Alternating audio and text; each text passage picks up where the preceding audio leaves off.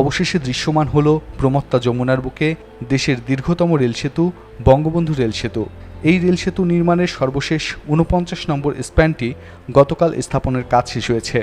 এখন যমুনার বুকে সগর্বে দাঁড়িয়ে আছে দেশের সবচেয়ে বড় রেল সেতু বঙ্গবন্ধু রেল সেতু।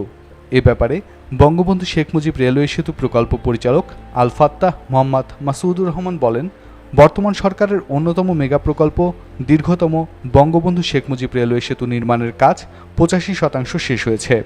এখন ৪.৮ কিলোমিটার দৈর্ঘ্যের এই সেতুর সুপার স্ট্রাকচার পুরোটাই শেষ হয়েছে। এখন রেল সেতুর কিছু কাজ বাকি রয়েছে। রেল সেতুতে ডুয়েল গেজ ডবল লাইন নির্মাণও শেষের দিকে।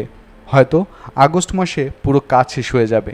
পরীক্ষামূলক সব কাজ শেষ করে আগামী ডিসেম্বরে মাননীয় প্রধানমন্ত্রী শেখ হাসিনা উত্তরবঙ্গের দীর্ঘদিনের স্বপ্নের এই রেল সেতু উদ্বোধন করবেন। রেল মন্ত্রণালয়ের একটি সূত্র জানায়, বঙ্গবন্ধু রেল সেতুটি চালু হলে উত্তরবঙ্গের সঙ্গে সারা দেশের রেল যোগাযোগ ও রেলওয়ে পরিবহন ব্যবস্থায় বৈপ্লবিক পরিবর্তন আসবে।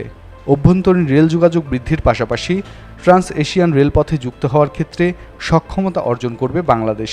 একই সঙ্গে দেশের উত্তরাঞ্চলের অর্থনীতি বেগবান হবে। ২০২০ সালের ২৯ নভেম্বর মাননীয় প্রধানমন্ত্রী শেখ হাসিনা এই রেল সেতু নির্মাণ কাজের উদ্বোধন করেন।